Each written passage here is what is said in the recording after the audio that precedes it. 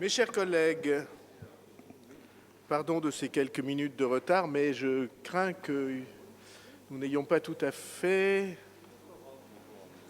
le quorum. Voyons, faisons des comptes rapides. 1, 2, 3, 4, 5, 6, 7, 8, 9, 10, 11, 12, 13, 14, 15, 16, 17, 18, 19, 20, 21, 22, 23, 24, 25, 26, 27, 28, 29, 30, 31, 32. J'en suis à 32. Est-ce que c'est le quorum 32 ? 32. 32, c'est le quorum. Alors je vais faire l'appel. Donc je suis là, Madame Tsemavoine est excusée. Alors je veux simplement en son nom dire quelque chose. Le règlement de notre Assemblée, pas le règlement, la loi,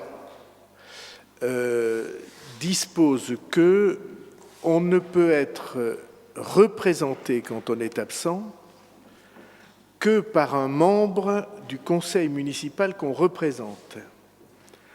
Or, les communes qui n'ont qu'un représentant, du coup, quand ce représentant est absent, ce qui est le cas de Madame Tsemavoine qui a aujourd'hui une réunion au conseil régional, ces communes-là ne peuvent pas être représentées. Et je trouve que c'est tout à fait anormal. Alors je vais signaler au Premier ministre cette difficulté, parce que je trouve qu'un texte qu'on pourrait cette fois-ci adopter au Parlement et auquel il ne manquerait pas, Monsieur d'Artigol, 2 signatures, pourrait arranger ça. Monsieur Lalanne aussi, il ne manque pas. Oui, oui. Bon.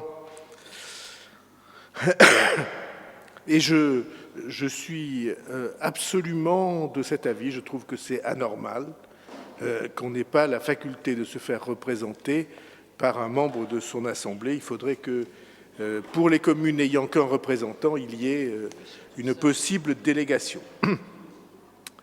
Madame Hilde. Présente. Monsieur Bernos est en retard. Il a donné dans ce cadre PV à Madame Manuel. Monsieur Patriarche. Il est là ?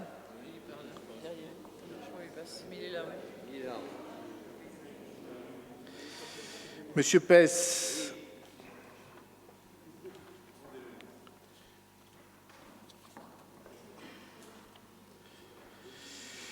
Monsieur Harib. Madame Laban-Vinograd. Monsieur Lalanne. Monsieur Laine. Présent. Monsieur Morat. Monsieur Bourriat. Monsieur Plissonneau. Monsieur Guillaume. Monsieur Herberet. Madame Biazon. Madame Bignalet. Monsieur Boniface arrive. Il m'a envoyé un texto pour me dire qu'il était là dans quelques minutes. Madame Bonne-Mazon-Carrère est là. Madame Bouchanafa a donné pouvoir à Madame Wolf. Monsieur Brun. Monsieur Cabane. Monsieur Capéran. Madame Castera. Monsieur Chenevière a donné pouvoir à Monsieur Pérez. Madame Claveau-Abadi a donné pouvoir à Monsieur Duchâteau. Monsieur Cléris a donné pouvoir à Monsieur Brun. Monsieur Coy est excusé. Monsieur d'Artigol est présent, si j'ai bien vu. Madame Dehos. Je suis présente, mais Monsieur Cléris peut donner pouvoir à Monsieur Brun par rapport à ce que vous venez de dire pour Madame Tsemavoine. Voilà. Non, vous avez raison. Donc le pouvoir de Monsieur Cléris, vous avez tout à fait raison. Le pouvoir de Monsieur Cléris est donc annulé.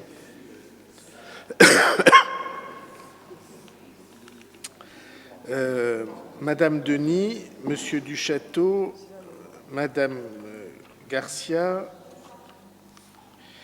Monsieur Giraud, Monsieur Gratacos, Monsieur Jacotin, Monsieur Lacoste m'a donné pouvoir, Madame Laradet a donné pouvoir à Monsieur Laine, et ça ne marche pas non plus. Il faudra qu'on vérifie ça parce que c'est quand même très, très handicapant. Monsieur Laurent a donné... est là. Madame Lipsos-Alnave est là. Madame Manuel est là.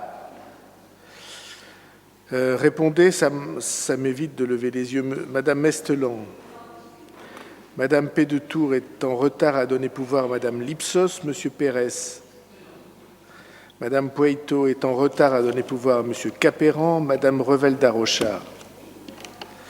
Madame Roy a donné pouvoir à Monsieur Patriarche, et ça ne marche pas non plus. Les affinités électives. Voilà. Monsieur Sobat a donné pouvoir à Monsieur Harib, et ça ne marche pas non plus. Oui, ce sont des affinités en révélation sportive, celle-là. Madame Thieu-Morat a donné pouvoir à Madame Biazon. Madame Tisnerat est là. Madame Vandael a donné pouvoir à Monsieur Lalanne. Ça marche.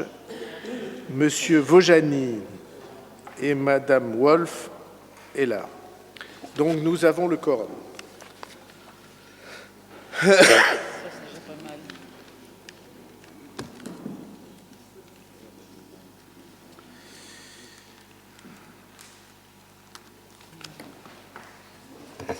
Donc vous vérifierez ces histoires de pouvoir et vous rappellerez à ceux qui veulent distribuer qu'il y a des règles.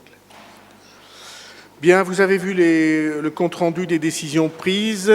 Y a-t-il des observations? Il n'y en a pas, je vous remercie. Ah, pardon. Monsieur Lalanne, oui.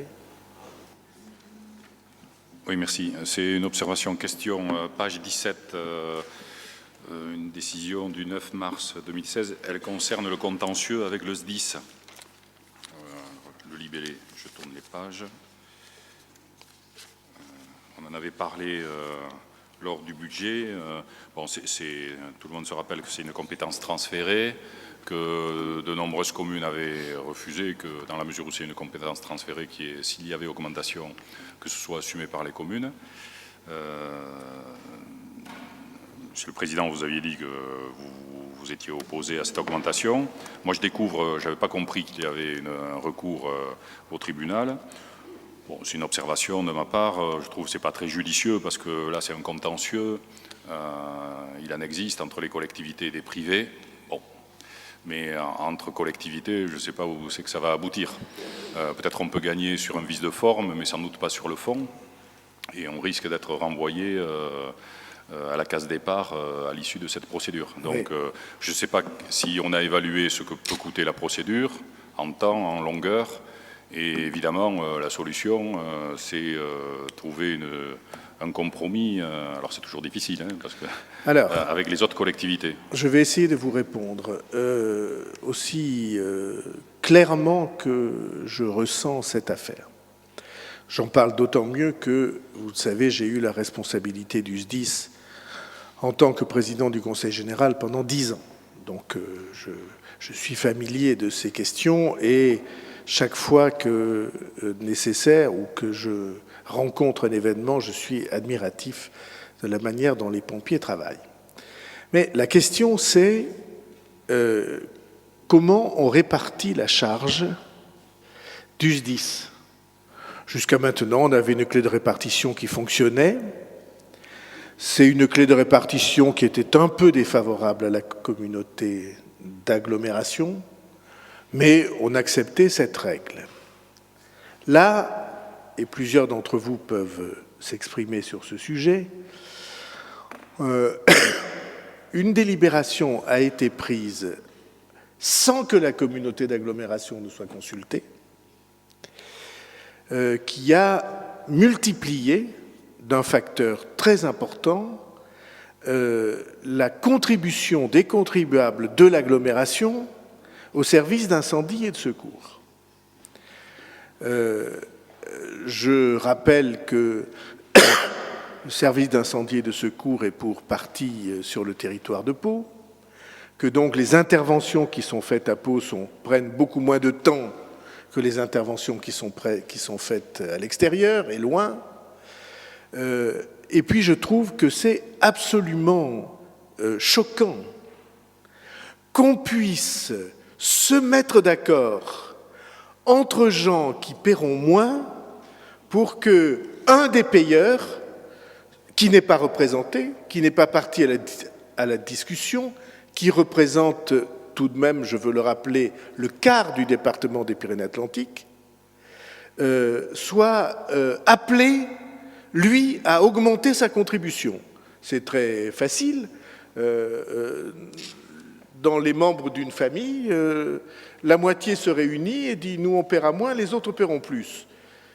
Vous vous rendez bien compte, et en cela c'est le contribuable que je défends, c'est pas nous. Vous vous rendez bien compte qu'il y a dans cette affaire quelque chose d'extraordinairement choquant sur le principe. Et donc nous avons décidé, pour l'exemple, nous avons décidé pour montrer que ça ne peut pas aller, en espérant que les gens vont être assez raisonnables pour réfléchir un tout petit peu, nous avons décidé en effet d'aller au contentieux parce que vous vous rendez bien compte que si on ne le fait pas, eh bien c'est les contribuables de l'agglomération qui vont payer sympathiquement en considérant qu'il y a eu une délibération, mais on n'était pas partie prenante de la délibération. Et donc je trouve ça terriblement choquant. Je trouve que nous devrions être unanimes à dénoncer cette procédure pour protéger les contribuables. Et alors ils ont fait une acrobatie, un triple salto arrière, dans lequel ils ont considéré que l'élément de calcul qui devrait être la population, cet élément de calcul ne serait pas retenu, qu'on allait affecter la population d'un facteur multiplicateur de 50%, de manière que les grands paient plus que les autres. Je regrette, c'est pas grand que nous sommes. Il n'y a pas de grands chez nous. Chez nous, il y a des contribuables qui assument chacun, comme ils peuvent, des impôts qui sont très lourds. Alors, si en plus des charges de centralité, nous nous voyons affecter des charges d'incendie et de secours simplement parce que nous sommes une communauté d'agglomération importante, je regrette, derrière la communauté d'agglomération, il y a des contribuables. Et les contribuables de l'agglomération n'ont pas à être tondus comme des moutons sans participer à la décision de la tonte.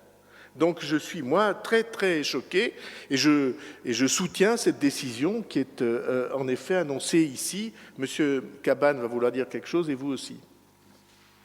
Oui, ma remarque était simple, c'est-à-dire que je suis convaincu que ce n'est pas dans le cadre d'une démarche au tribunal qu'on va régler sur le fond. Après, les arguments peuvent s'entendre, mais je n'ai pas en tête la clé de répartition, même si le président Mirande du SDIS m'avait affirmé que c'était équitable. Et, oui, c'est facile.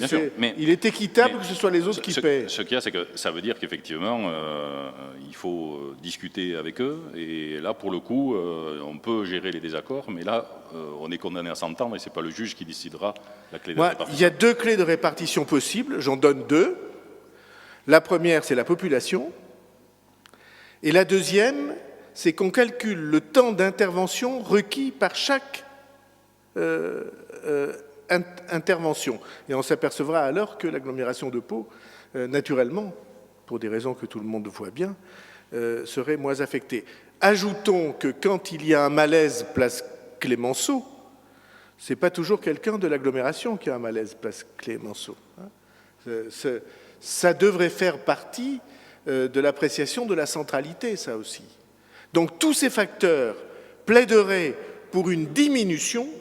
Et on se trouve en fait devant la décision arbitraire de mettre à la charge de l'agglomération de Pau, parce que c'est une agglomération importante, de mettre à sa charge des charges indues. Alors ça mérite une protestation et un peu plus, c'est-à-dire une mise en cause de la procédure. Monsieur Cabane. Oui, Monsieur le Président, nous avions déjà débattu de cette question.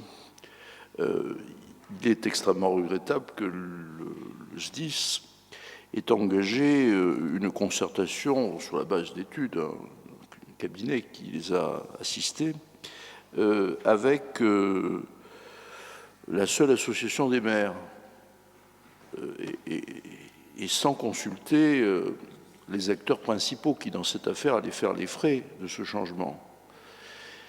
Je crois qu'il y a eu une tentative de rencontre, mais c'était pour présenter ça a été fait à un niveau technique par le colonel, pour présenter le résultat final. Je me suis exprimé au sein du conseil d'administration du SDIS pour dire que la procédure avait été, de mon point de vue, une procédure masquée, qui n'avait pas respecté les principes de transparence par rapport aux acteurs. Alors maintenant, c'est vrai que comme c'est un jeu à somme nulle, mais où on répartit finalement la charge, c'est très compliqué de revenir en arrière, puisque toutes les données ont été affichées. Il y a les gagnants et les perdants.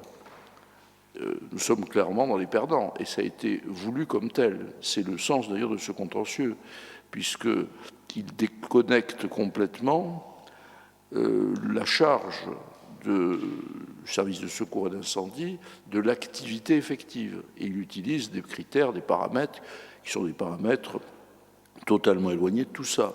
C'est-à-dire la population, comme vous l'avez dit, majorée de 50%, on se demande pourquoi 50% et pas plus ou moins, le potentiel fiscal, ce qui aboutit au même, et puis d'autres éléments relatifs à la question de savoir si la commune appartient à 5 catégories, allant du plus rural vers le plus urbain, et comme naturellement la participation vend en étant majorée en fonction de la question de savoir si on est le plus urbain, on rajoute en quelque sorte, on matraque le même argument, les gros doivent payer. Il est certain que ça a été vu de manière favorable par les petites communes, mais est-ce que... Voilà. Et c'est un peu Monsieur Cabannes, je veux ajouter 3 choses, fournissant ainsi des arguments pour le contentieux dans lequel nous sommes engagés. Je ne vais pas dévoiler un immense secret. Quand vous demandez à une société de vous faire une étude, vous avez un entretien préalable avec la société et il est bien rare que la société n'en arrive pas aux conclusions que vous lui avez suggérées. Tous ceux qui ont un peu d'expérience autour de la table le savent, puisque la société est votre salarié. C'est comme si vous prenez un avocat. L'avocat, en général, il défend la cause, quoi qu'il en pense, Maître Brun. Quoi qu'il en pense. Première chose. Deuxième chose, vous dites qu'il y a eu une concertation avec l'association des maires. Que je sache, l'association des maires n'a aucune existence légale.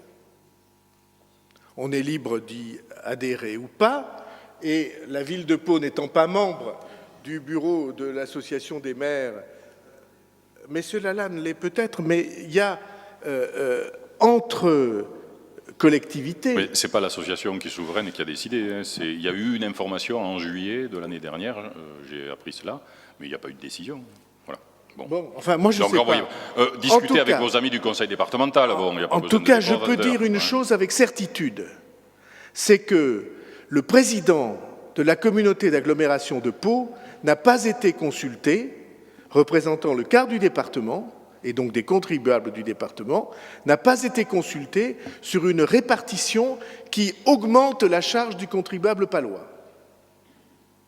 Et donc, pour moi, c'est extrêmement choquant, et je reprends enfin le résumé que vous avez fait, et ça pourra être en effet présenté au tribunal. L'affirmation que vous avez faite ingénument, les gros doivent payer. Je regrette infiniment de dire que c'est contraire aux principes constitutionnels. Parce que le principe constitutionnel, c'est l'égalité de tous devant la loi et devant la charge.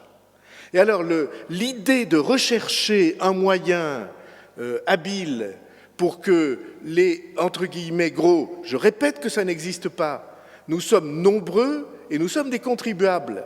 On n'a pas à mettre à la charge des contribuables palois plus que ceux qu'ils doivent, sous prétexte, non pas qu'ils sont plus riches, non pas, mais qu'ils appartiennent à une communauté d'agglomération plus nombreuse.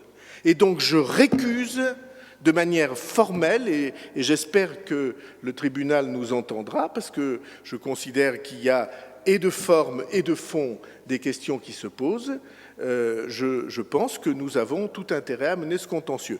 Alors, autre chose est une question, j'en discuterai avec les maires, Autre chose est la manière dont nous devons nous comporter face à la contribution que nous acceptons et à celle que nous n'acceptons pas. Nous avions dans un premier temps envisagé de consigner cette cotisation. Peut-être on peut faire une cote différemment taillée. Nous allons discuter de tout ça. Mais sur le fond, ceci est inacceptable. Voilà. Merci. Monsieur Duchâteau. Oui, Monsieur le Président et maire.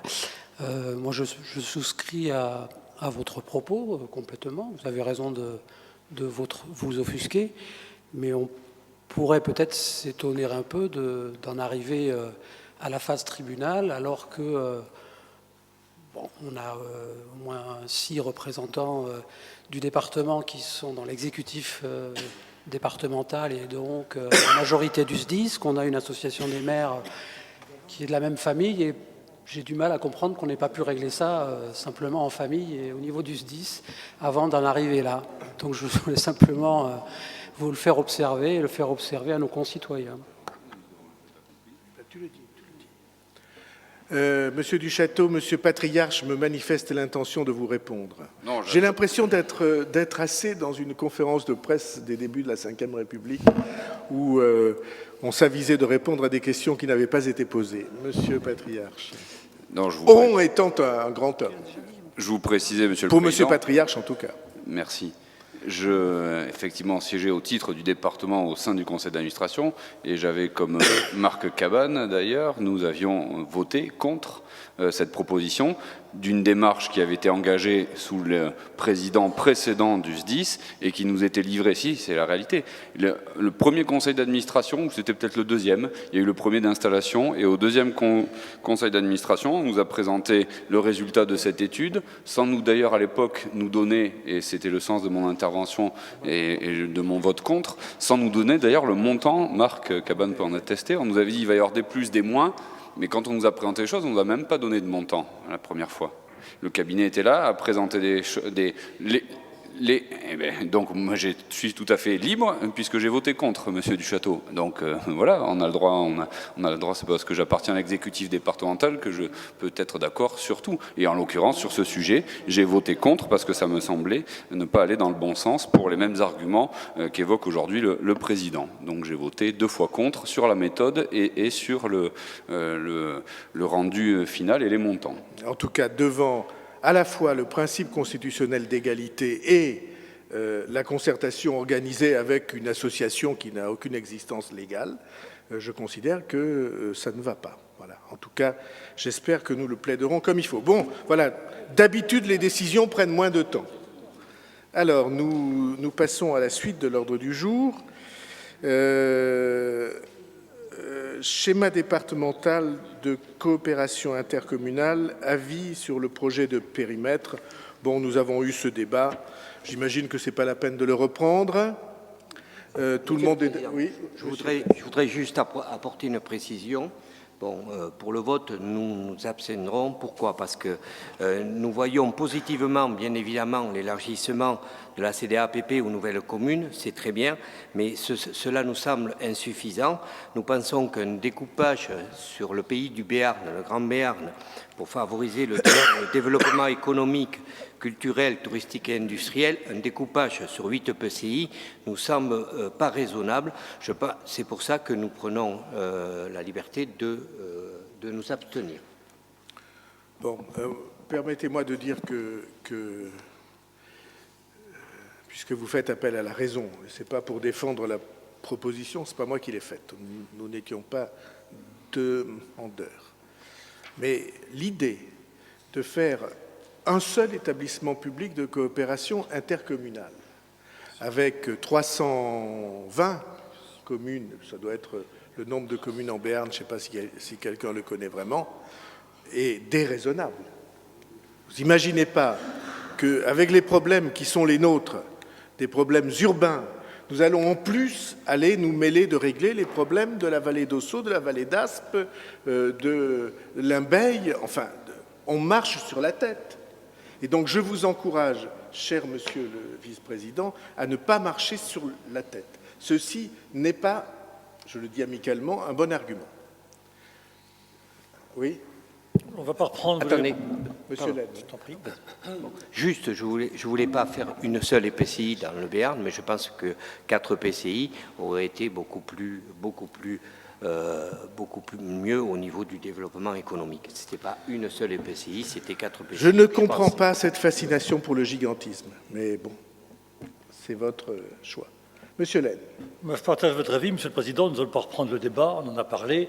Ceci étant, la délibération dit bien que la proposition du préfet ne correspond pas au territoire. De ce fait, pour rester cohérent avec notre première délibération, nous, on votera contre en ce qui concerne l'ESCAR. Très bien. Pardon, Monsieur d'Artigol. Il en a été beaucoup débattu, mais le débat rebondira à coup sûr, tout simplement parce que la philosophie de cette réforme nous fait marcher sur la tête. On a dû décider des périmètres avant de discuter des compétences sans que la question des ressources financières ne soit réglée. Et surtout, grosse difficulté qui peut nourrir la défiance dans la politique et dans les instances locales, c'est que les populations sont à des années-lumière, elles sont les premières concernées, mais elles ne comprennent strictement rien à tout ça. Donc je pense qu'il y a... c'est fait pour, monsieur. Oui, c'est fait pour, bien sûr. Donc je pense, bien sûr, on suit ce cours-là, mais je pense que ça fait partie des réformes au cours des dernières années sur lesquelles il faudra très certainement revenir. Vous voyez ce qui s'est passé avec le PCI basque et la traduction que ça a. Nous verrons. Je pense que le cœur battant de la démocratie doit rester la commune. Eh bien, c'est mon avis aussi. Je veux simplement dire, pour mettre un peu d'affectif ou d'humain dans cette discussion qui, en effet, ne se déroule pas comme nous aurions aimé, pour toutes les raisons que vous avez dites, et quelques autres, parce que même la question de principe, M. Cabannes bouchera ses oreilles, que ce soit l'État qui décide de la carte ou de la géographie des agglomérations ou des communautés de communes est une question terriblement choquante. Là encore, sur des principes constitutionnels les plus élevés de notre droit. Parce que qu'est-ce qu'on fait de la libre administration des collectivités locales? C'est l'État qui s'arroge le droit, sans qu'en effet les citoyens y comprennent quoi que ce soit, de dessiner la carte. Je regrette, dans la démocratie telle que je la conçois, ça n'est pas son affaire. Il peut favoriser, inciter, réunir, être un acteur de consensus, mais je suis de ce point de vue-là frustré. Cependant, pour mettre de l'humain et de l'affectif, ce sont des compatriotes, habitants des communes et des collègues élus de ces communes qui sont forcés par la loi de rechercher une adhésion à une communauté d'agglomération. Ils veulent venir avec nous. La plupart le voulaient de libre volonté et un petit nombre s'y résolvent. Franchement, on ne va pas leur faire l'affront de dire non.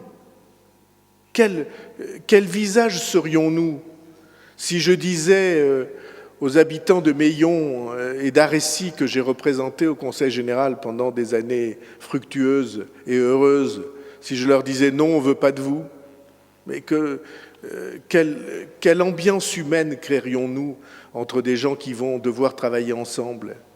Et qu'est-ce qu'il faudrait dire? Vous êtes priés d'aller avec Naï? Et alors qu'il est absolument évident et ouvert que Meillon et Arécy, c'est l'orbite, c'est le territoire qui est le nôtre. Et Uzun, c'est pas Pau, Uzun? C'est pas l'agglomération de Pau? Il y a l'aéroport où, dont chacun d'entre nous est familier. Et donc, moi, j'incite à avoir ce geste de dire oui, et que d'une certaine manière, ça n'est pas par obligation que nous le faisons, mais c'est aussi un peu par affection. Monsieur Lalanne. La question clé pour les collectivités, que ce soit les communes, les communautés d'agglomération, les communautés de communes, c'est actuellement la baisse de dotation. C'est-à-dire, quelle que soit la structure, on nous impose effectivement des situations, des difficultés financières, des situations qui vont fragiliser toutes les collectivités. Bon, néanmoins, sur le fond, on peut se prononcer, c'était le sens de la délibération sur le sujet, la précédente délibération, sur une communauté d'agglomération un peu plus élargie. Bon, on n'avait pas défini quel était le périmètre, hein. Mais sur la forme, je trouve que dans ce débat, il a été sage et respectueux justement de tenir compte de l'avis des communautés de communes ou des communes. C'est peut-être pas valable partout, hein, mais vous l'avez rappelé, on est dans le cadre d'une presque libre association, un peu incitée, effectivement. Et donc, là, ce qui est important à souligner, c'est que il n'y a pas eu de décision du préfet. Moi, j'y pensais pas. Je pensais qu'au contraire, les débats de la CDCI seraient beaucoup plus durs. Néanmoins, tous les périmètres ont été adoptés quasiment à l'unanimité, à part effectivement le Pays Basque, le PCI du Pays Basque. Mais là aussi, 70% des communes et 70% des citoyens, même s'il n'y a pas eu de référendum, se sont prononcés pour un grand EPCI qui correspond à l'histoire et à la situation spécifique au Pays Basque.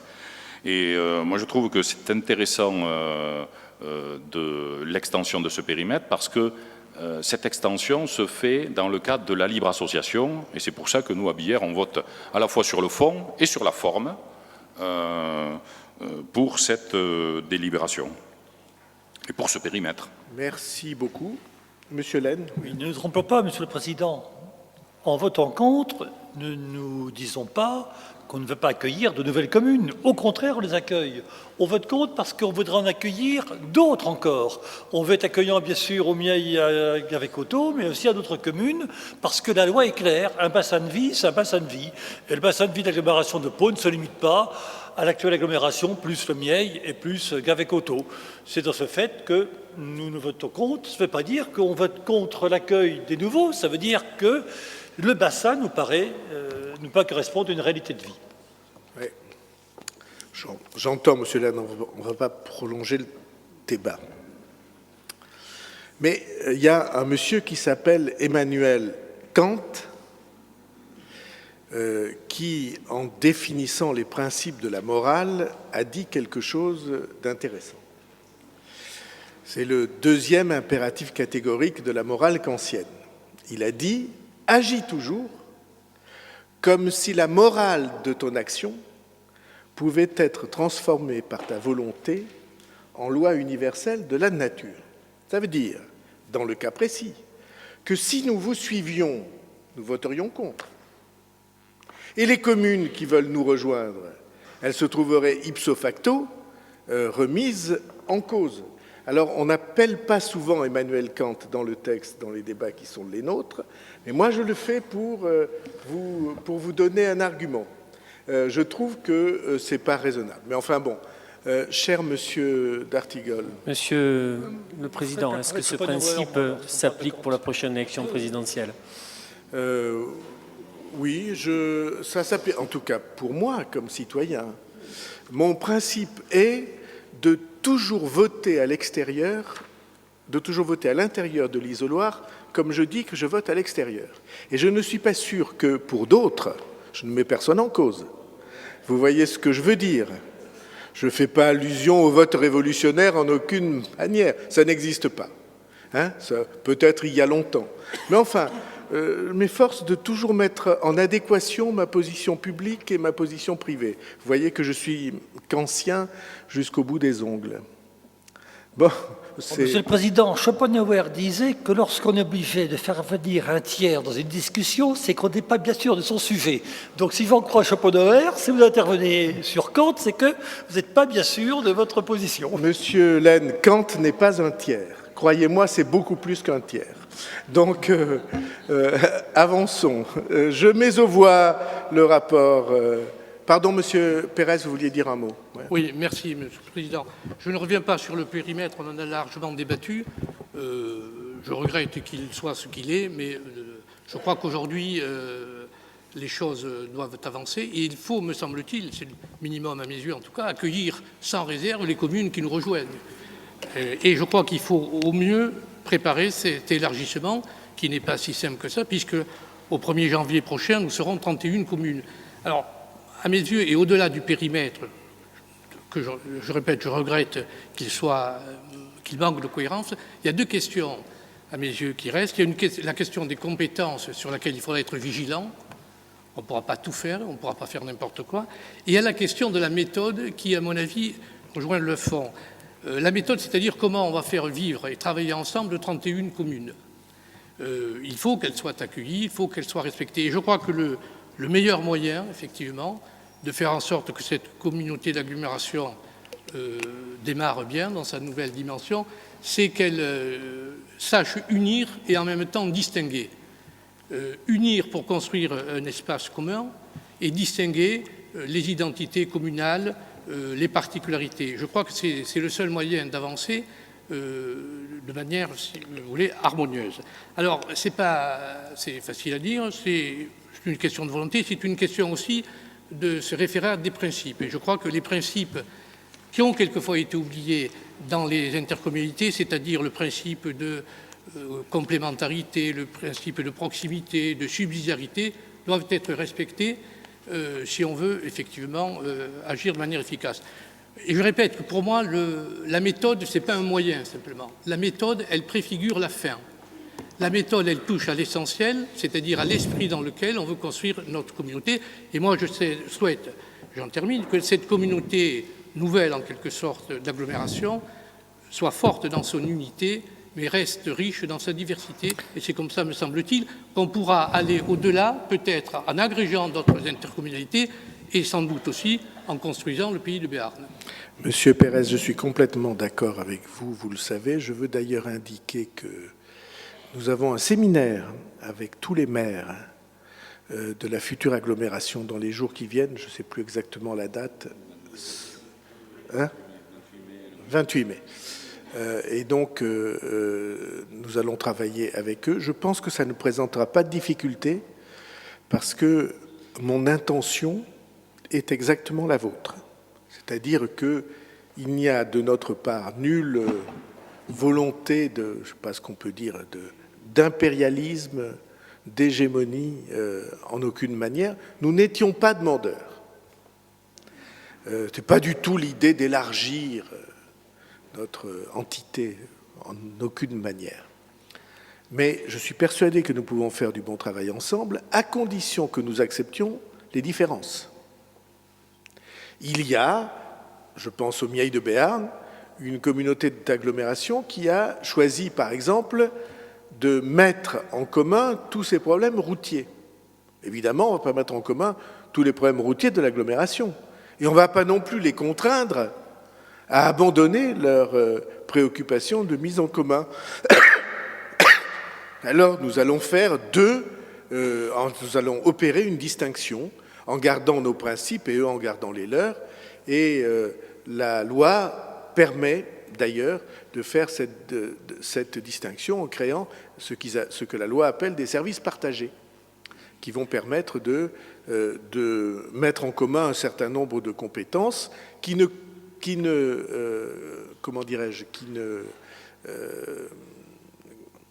n'entraîneront pas la mise en commun identique sur l'ensemble du territoire. On va faire des choses un peu plus intelligentes que tout ça, en respectant la personnalité de ceux qui nous rejoignent et celle de la communauté d'agglomération de Pau.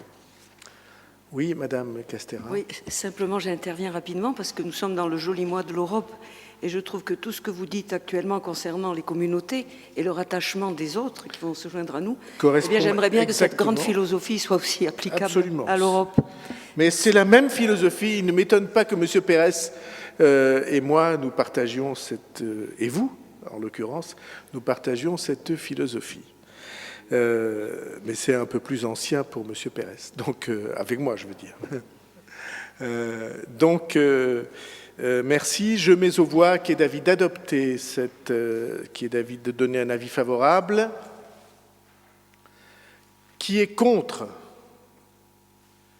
3 voix contre. Qui s'abstient? 4 voix contre. Qui s'abstient? 3 voix s'abstiennent. Merci beaucoup.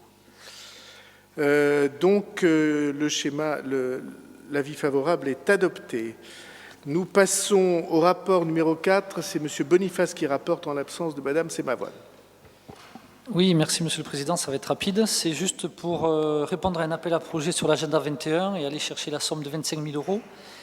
Donc j'en profite quand même pour rappeler quand même le travail qui a été fait par les services et les élus depuis moins de 2 ans sur les sujets de l'énergie ou les déchets, qui nous permettent, une fois qu'on ira chercher le chèque qui nous manque au ministère de l'écologie la semaine prochaine, on aura réussi, en répondant aux différents appels à projets, que ce soit territoire énergie positive pour la croissance verte, territoire zéro déchet, zéro gaspillage, on aura quand même été chercher en moins de 2 ans plus de 4 millions d'euros, voilà, par le travail des services.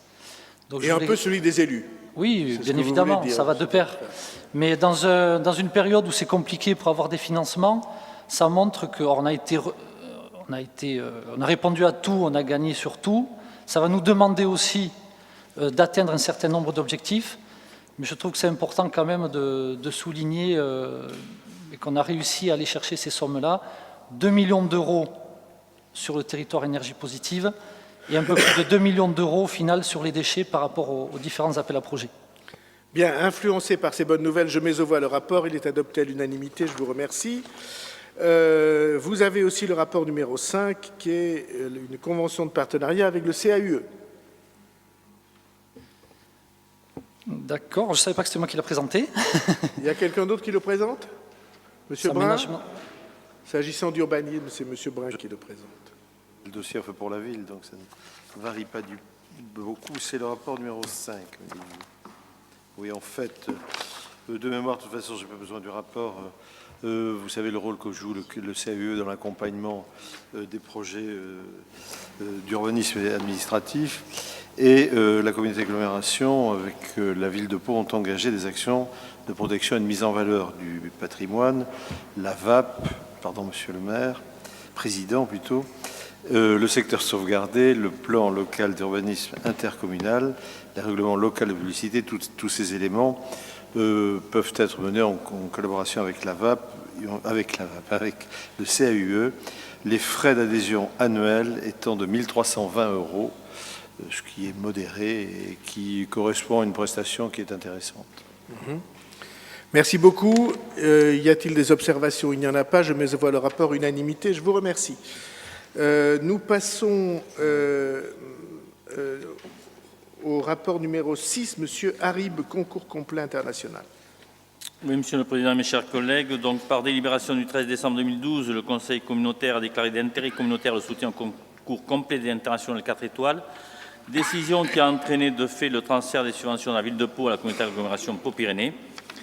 L'association Pau Events, forte de son expérience dans l'organisation logistique et promotionnelle d'événements équestres, organisera du 12 au 16 octobre 2016 au domaine de Cers la 10e édition du concours complet Les 4 étoiles de Pau. Donc, dans ce contexte particulièrement favorable en termes de retombées économiques, touristiques et médiatiques pour notre territoire, la communauté d'agglomération affiche, en soutenant cet événement sportif de haut niveau, son ambition de développement à une dynamique territoriale dans laquelle le sport de haut niveau et l'événementiel sportif bénéficient d'une forte exposition médiatique et d'un vrai engouement populaire. Le budget prévisionnel de l'événement présenté par l'association est de 1 453 790 €. À un moment où s'exerce sur les collectivités territoriales une contrainte budgétaire forte, la communauté d'agglomération désireuse de préserver ses capacités de financement doit réduire de manière significative le volume des dépenses de fonctionnement dont font partie les subventions à raison de 2 % par an sur la durée du mandat. Ainsi, il est proposé de soutenir l'association Pau Events à hauteur de 336 140 €, soit moins 2 % par rapport à 2015. Un principe respecté. Je veux simplement dire que cet événement est un événement très important, comme chacun d'entre vous le sait. Il n'y en a que 5 dans le monde. un aux États-Unis, un en Australie, un en Allemagne, Angleterre. 5 événements dans le monde. Que l'organisation du concours l'an dernier a obtenu la note de mémoire, je n'ai pas vérifié, mais c'est l'ordre de grandeur de 79 sur 80, ce qui est tout à fait remarquable, et en même temps que nous prenons tous ensemble la détermination de suivre cette pente, qui est une pente descendante, à notre corps défendant, nous descendons en nous défendant, à notre corps défendant, je devrais pouvoir dire, mais simplement pour faire œuvre de gestion. Voilà. Je mets aux voix le rapport, qui est d'avis de l'adopter. Unanimité. Merci, Monsieur Harrib. Monsieur Brun, vous avez le rapport sur le BHNS. Oui, Monsieur le maire, le projet de bus au niveau de service fait l'objet d'approbation qui doit intervenir devant votre Conseil sur le bilan de la concertation qui a été menée de façon complémentaire en raison d'une modification partielle du tracé. Le projet de création, je vous le rappelle, du bus a été voté par le Conseil en juin 2013, puis a fait l'objet d'un arrêté préfectoral le 23 décembre 2013 qui déclarait d'utilité publique le projet et son tracé. Suite au renouvellement de l'exécutif en mars 2014, certaines modifications à la marge ont été envisagées pour tenir compte, d'une part, des observations qui avaient été présentées lors de l'enquête publique précédemment menée, et d'autre part, pour conserver la circulation aux alentours des Halles, ce qui nous paraissait déterminant. Par délibération du 11 décembre 2014, les modalités de concertation ont été fixées par le Conseil et une réunion de concertation ainsi que la procédure l'exige a été tenue le 15 février 2016. Il y avait une cinquantaine de personnes, les registres ont été ouverts, déposés dans les 22 mairies concernées, puisque ça va plus loin que l'agglomération, ça va sur l'aire d'intervention du SMTU. 10 avis ont été déposés, un courrier envoyé, 9 courriers électroniques, et il y avait une cinquantaine de personnes qui étaient présentes lors de la réunion de concertation. Bon. Les buts qui ont été recherchés, c'est tout d'abord la présentation de la modification du projet au niveau de sa mise en œuvre. Il s'agissait donc, premièrement, de revisiter le projet pour réaliser à la place du bus-tram un projet de bus à haut niveau de service, mais de bus, en conservant le TCSP, de réduire le coût du projet, de réduire le volume des travaux en centre-ville pour ne pas pénaliser l'activité économique et l'activité commerciale, de maintenir la circulation à double sens au droit des Halles et de la rue Carnot, et de réduire les impacts fonciers. Donc, compte tenu des contraintes juridiques, aucune modification substantielle remettant l'économie générale du projet n'a été impactée par ces modifications à la marge. Les impératifs étant, vous vous en souvenez, je vous le rappelle, d'engager les travaux avant le 1er janvier 2015, ce qui a été fait par la construction d'un pont proche de l'hôpital. Un scénario de compromis en proposant des modifications a bien été identifié. Il s'est agi d'opérer une modification du tracé en centre-ville, à savoir éviter la rue Carnot. Cette modification, qui ne compromet aucunement le projet, permet une optimisation foncière conséquente. Je rappelle que ça représente globalement 15 millions d'euros d'économie, soit 20% d'économie sur le projet global.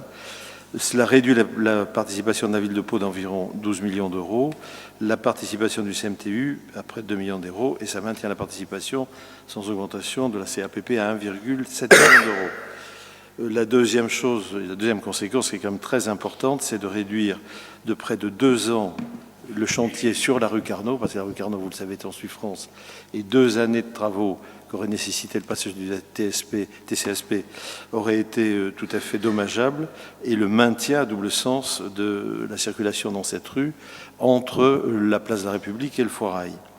Bon, sur le long terme, le passage du bus par la rue Père-de-la-Soupe permet d'envisager une circulation apaisée entre la rue Carnot et les Halles. C'est qu'on va alléger la circulation. La rue Carnot demande beaucoup d'être identifiée un petit peu comme pourrait l'être, toute proportion gardée, la rue Serviez, mais c'est en allégeant la circulation que l'on peut y parvenir. Et c'est le cas en déviant vers la rue Palassou, Ce qui, par ailleurs, a un deuxième effet, c'est d'impacter moins de commerce, parce qu'il y a très peu de commerce sur ce tracé, et puis également de maintenir un stationnement dans la rue Carnot qui aurait été totalement supprimé par le trajet initial.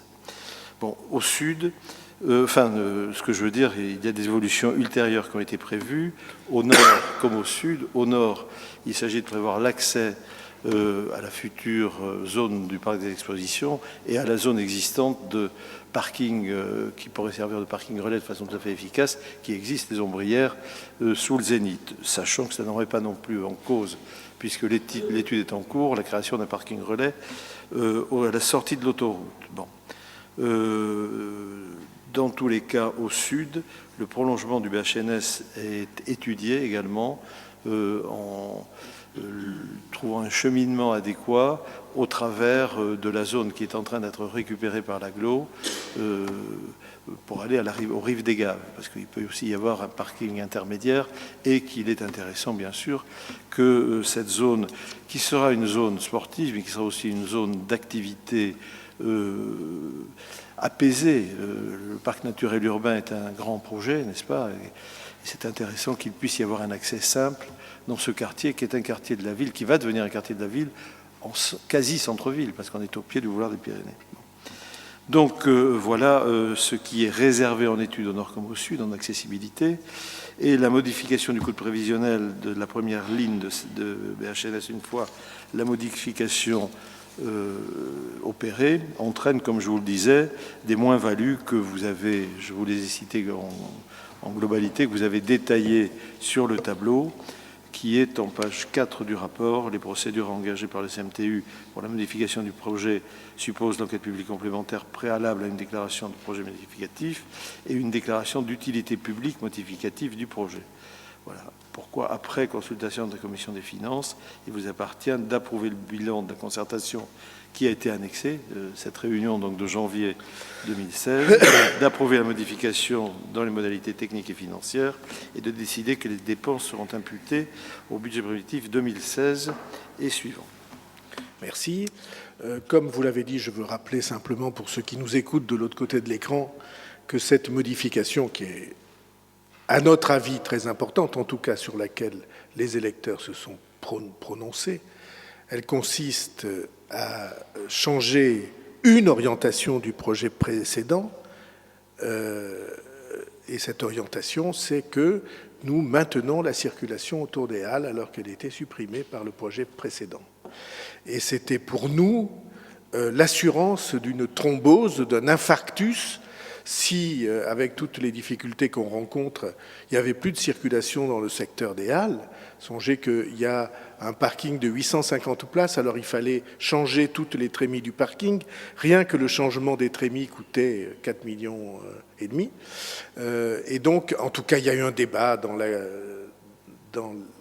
le corps électoral au moment des élections municipales sur ce sujet. Il est tranché, mais nous maintenons la circulation autour des Halles et il n'y aura pas ce blocage, ce gel que nous considérions comme, puisque le débat est derrière nous, comme très dommageable pour les Halles. Il faut que les Halles soient un lieu où on puisse naturellement se rendre. Et ça sera le cas. La rue Carnot va être reconfigurée dans sa partie nord par l'intervention du BHNS. Elle sera reconfigurée dans sa partie sud, entre le Foirail et les Halles, puisque nous allons faire par l'équipement du Foirail, par cette grande salle dédiée, ces grandes salles dédiées aux Méliès et dédiées au spectacle, la piétonisation de la place du Foirail et le tronçon de la rue Carnot entre la place du Foirail et les Halles va être lui-même repris et reconfiguré pour en faire une voie à l'urbanité tout à fait nouvelle. En tout cas, c'est le plan que nous avons. Monsieur Duchâteau. Oui, Monsieur le Président. Beaucoup de choses ont été dites. À l'instant que les électeurs auraient fait le choix uniquement sur cette modification qui est qualifiée de... Non, c'était un des éléments. Pas voilà, le seul. j'ai bien compris. Mais le débat a existé. Le débat a Vous en avez été partie prenante. Oh oui, et vous ô combien? Et moi un peu. Surtout pour dire et rappeler que ce projet pour dire à l'époque que ce projet de BHNS était d'un coup pharaonique, un projet surdimensionné, des travaux que la population ne supporterait pas. Bon, tout ça, ça a bien évolué et j'avoue que j'en suis plutôt heureux de voir que, y compris dans cette réunion de concertation, y compris dans la réunion du quartier Saragosse, vous avez beaucoup évolué depuis 2 ans. Vous avez même poussé la contrition jusqu'à afficher sur un PowerPoint des images de 2012, mais bon, c'est pour la boutade. Pas du tout. Si. L'image numérique que je viens de faire créer. Non. Sur le quartier Saragosse, au théâtre Saragosse, j'y étais. Je ne me trompe absolument pas. Ce sont des images avec ce qu'on avait appelé le bus tram, et j'y étais. Il y a beaucoup de personnes qui étaient là, qui ont reconnu ces images, mais c'est juste pour l'anecdote. Monsieur Duchâteau, c'est amusant. Pour l'anecdote. Voilà, c'est tout. Permettez-moi de vous rappeler, puisque vous évoquez ces choses-là, que j'avais avec le mot de bus tram une histoire personnelle. C'est vrai. Puisque ce projet initial, c'était moi qui l'avais porté et défendu contre vous. Non, mais il était différent, le vôtre. Non, c'était le même. Non, c'était celui de Douai. Une catastrophe technologique à Douai. C'est ça, oui. On va vous montrer. Allez, je suis d'accord pour solder un petit peu tout ça. Soldons tout ça, et je trouve que c'est une très bonne orientation que de garder à notre cœur de ville l'alimentation naturelle en circulation. Il va falloir qu'on refasse joliment ce qui est très moche pour l'instant. Je pense aux édicules là, qui sont au-dessus du parking. D'architecture vespasienne, monsieur. Carrelé en cacadois. Pardon, nous avons dit la même chose en termes différents, monsieur Brun. J'ai pas terminé mon propos, si vous voulez. Allez-y. Voilà. Je suis prêt à solder la question des décalages de discours entre il y a 2 ans et aujourd'hui. N'en parlons plus. Par contre, sur la modification qui nous concerne aujourd'hui, je maintiens, et M. Patriarche et Brun le savent, une différence, c'est sur le choix que vous faites. Nous considérons qu'il n'est pas un bon choix, que le tracé initial permettait de rénover toute la rue Carnot, et non seulement la rénover, mais aussi permettre d'avoir une relance commerçante par la possibilité d'avoir des trottoirs très élargis. C'est bien les circulations douces qui posent problème aujourd'hui, puisque la circulation à double sens des voitures existe depuis 30 ans, et on voit bien qu'aujourd'hui, il n'est pas un facteur c'est le moins qu'on puisse dire, de développement commercial que d'avoir ce double sens. Mais non, sinon il n'y aurait pas 26 magasins fermés, monsieur Brun. De votre temps. Je vous ferai remarquer. C'est vous qui les avez laissés fermer. Peu importe le temps. Il y a une circulation double sens depuis 2 magasins 40 sont ans. en train de s'installer, pas n'importe lesquels. Oui, suite à une fermeture, ça participe de la mutation des commerces. Quand effectivement il y a une surface assez grande qui se libère, et ça s'est libéré il y a 3 ans. Une boulangerie réputée, monsieur. La boulangerie sur la partie qui est rénovée, monsieur Brun. Donc là-dessus... Je vais pas dire. Monsieur Duchâteau, prenons acte de tout ça. N'essayez pas de me contredire. Je comprends que ça vous fasse mal, mais tous ces points-là, je les connais par cœur. Donc je prends acte que vous regrettez que des commerces s'installent rue Carnot. Stop. Allez, stop. Donc, je voudrais pouvoir continuer. Merci. Et donc, je pense que si on avait rénové toute la rue Carnot, on aurait eu effectivement un impact économique plus favorable, un apaisement, je le dis encore, pour l'ensemble des résidents aussi. Et je pense que l'économie que vous avez soulignée, certes, elle est transitoire ou temporaire. Il y a une économie pour la ville de Pau, elle est incontestable. Mais le jour où vous allez devoir, parce qu'il faudra bien le faire un jour, réaménager tous ces espaces, il y aura quand même quelques millions d'euros à sortir. Voilà, donc je pense que je ne vais pas développer plus encore. Je l'ai déjà fait au niveau du SMTU. Il y a également, pour les usagers, un éloignement aussi de la desserte, notamment pour les gens venant du nord, qui auront un éloignement de la desserte des bus. Pourquoi ? Parce que dans le projet initial, il y avait une desserte qui se faisait devant Groupama, MSA, Et là, on sera sur la rue d'Espourin ou rue... Il y a 30 mètres. 30 mètres. 80. 50 mètres de plus. 80. 100 mètres, 80. Non, il n'y a pas 80. Mais aller-retour, ça fait 200. Ouais. Bon, chacun jugera des arguments. Je veux simplement, pour que ceux qui nous écoutent sachent, soient éclairés, ça sert à ça, nous avons programmé la rénovation de la rue Carnot dans son entier. Et vous dites à petit trottoir, vous n'en savez absolument rien. Pardonnez-moi de vous dire que je ne partage pas du tout votre jugement. Et vous verrez, de même que nous avons rénové la rue des Cordeliers en supprimant ce que vous aviez mis en place, c'est-à-dire des poteaux, des trottoirs étroits qui faisaient que tous les magasins en effet fermés. Il y en a 4 nouveaux qui ouvrent à la rue des Cordeliers. Oui, nous en avons fait un espace qui est un espace d'accueil et d'urbanité. Eh bien, on va faire la même chose pour la rue Carnot et vous aurez donc des raisons supplémentaires de vous réjouir. Non seulement on fait des économies, mais on rénove la ville. Monsieur Patriarche. Simplement, rapidement, n'étant pas loi, du coup, je vais prendre un peu de hauteur sur cette question, simplement pour remettre ce projet en perspective. Et ça me fait plaisir qu'aujourd'hui, il y ait un consensus sur l'intérêt du projet dans son ensemble, qui, je crois, doit être remis aussi dans une vision d'amélioration, y compris urbanistique, avec notamment ce qui se fera en termes d'espaces verts, de jardins, notamment le long de Saragosse, et on a déjà parlé au sein du SMTU. Donc voilà, je crois que c'est un beau projet avec la création, parce que beaucoup de gens se posent la question concomitante de parking relais au boulevard de la Paix, sur un terrain que M. Duchâteau avait pris à l'époque de sa présidence du SMTU, au droit de l'hôpital, et puis sans parler de ce qui se passera autour de l'échange multimodal, du pôle multimodal de la gare. Donc c'est effectivement un beau projet. On a pu visiter récemment à Nîmes la réalité d'un projet comme ça. Ça transforme la ville, ça transforme le déplacement, et moi je me félicite. Et au passage, c'est près de 50 millions d'euros de travaux qui font que c'est le plus gros projet d'investissement du secteur et qui donnera au passage quelques heures de travail à des entreprises, y compris locales. Et des économies importantes, comme M. Duchâteau l'a indiqué. Bien, qui veut s'exprimer? Personne. Oui, M. D'Artigol. C'est annexe, mais je n'avais pas pu le faire dans le temps où cela a été décidé. Le conseil syndical, Monsieur le Président du SMTU, a décidé récemment d'une augmentation des tarifs, à la fois pour les usagers et pour les scolaires. J'ai eu des retours concernant ces usagers, regrettant cette augmentation. J'ai lu vos arguments dans la presse, je dois dire qu'ils ne m'ont pas convaincu, je les connais, vous allez très certainement les rappeler.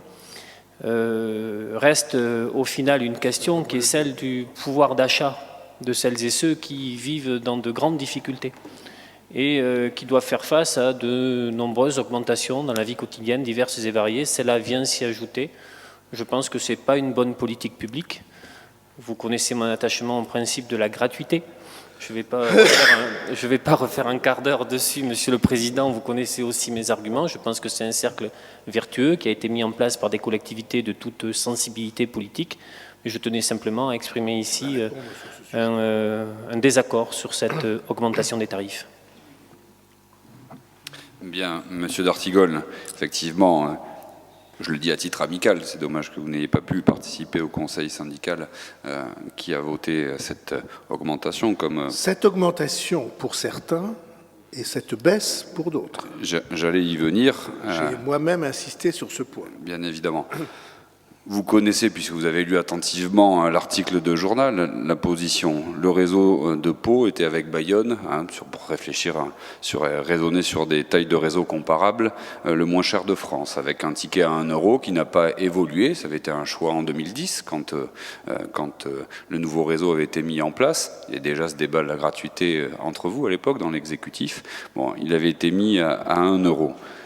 Comme tout le monde peut le comprendre, les charges et les déroulements par exemple, de carrière des personnels, les matières, les matériels, etc. Il y a toujours, bien évidemment, des hausses de coûts. Le SMTU, là aussi, vous auriez pu le voir si vous aviez participé aux réunions, mais je vous tiens tous ces documents à votre disposition, montre une trajectoire financière qui n'est pas tenable à terme. L'enjeu, c'est bien ça. C'est comment on garde des marges de manœuvre pour continuer à investir, continuer à offrir le même nombre de kilomètres ou l'augmenter si on le peut, en faveur de ce service public de transport.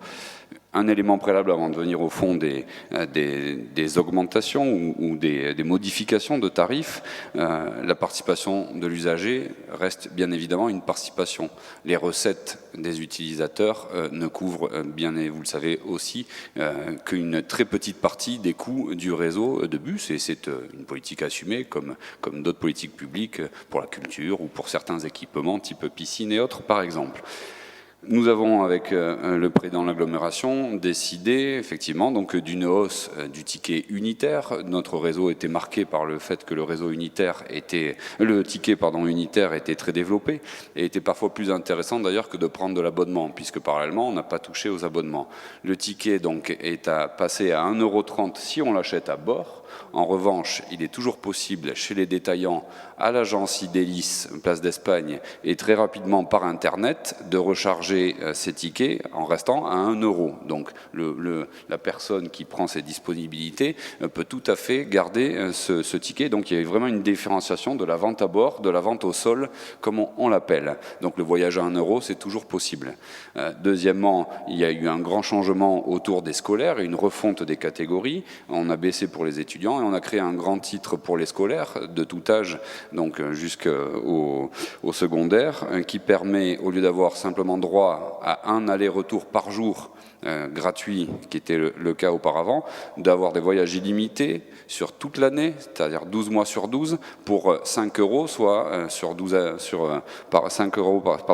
€ par an, soit moins de 5 € par mois. Donc c'est un service supplémentaire. Vous saviez très bien d'ailleurs que certains enfants se faisaient sanctionner, prenaient des amendes parce qu'ils ne dépassaient le nombre de voyages autorisés dans le cadre de cette carte gratuite. Et donc on a décidé, ça fait jamais plaisir de provoquer des hausses, mais comme certaines communes sont obligées, ou d'autres collectivités, d'augmenter leur fiscalité, et à un moment donné, il y a des réalités aussi économiques, et donc je crois que nous avons finalement fait quelque chose de tout à fait mesuré, de tout à fait supportable.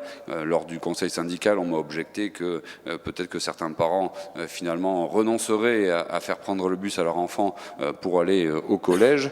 Si les parents, pour moins de 5 € par mois, peuvent amener matin, midi, après-midi et soir leur enfant à l'école, j'attends qu'on me fasse la démonstration de la voiture qui est capable de consommer aussi peu. Merci, Monsieur Patriarche. Je veux insister toujours pour ceux qui nous écoutent, je suis soucieux de ceux qui sont en dehors de cette salle. Le ticket à 1 € n'augmente pas. Et toutes les villes de France, toutes, sont nettement au-dessus de ce prix. Il n'augmente pas, simplement ce qui augmente, Monsieur Patriarche va vous répondre après parce que je connais sa réponse. Ce qui augmente, c'est l'achat du ticket à bord du bus. Pourquoi ? Parce que, évidemment, ça consomme du temps et du travail de chauffeur que de vendre, rendre la monnaie, se trouver dans cette situation, avoir quelquefois des difficultés, parfois des incidents, et de ce point de vue-là. Mais le ticket à 1 €, je demande que ça soit retenu, n'augmente pas. Il sera acheté soit chez un buraliste, soit par Internet de cette manière-là. Deuxièmement, le service pour les étudiants baisse. Le service pour les étudiants baisse nettement, puisqu'il était à combien 20, je ne sais plus combien, et il tombe à 15 € de mémoire. 15 € de mémoire, voilà.